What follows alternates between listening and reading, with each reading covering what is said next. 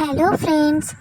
তো যা গরম পড়েছে, এই গরমের মধ্যে তো নাজেহাল অবস্থা, মানুষের তো বাইরে বেরোনোই যাচ্ছে না।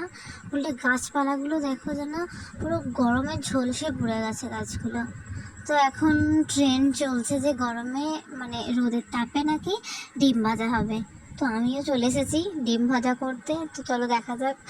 তো আমি তেলটা দিয়ে একটু গরম হওয়ার জন্য ভালো করে এদিক ওদিক করে তেলটা ঝাড়িয়ে নিচ্ছি, নিয়ে কিছুক্ষণ রেখে দেবো।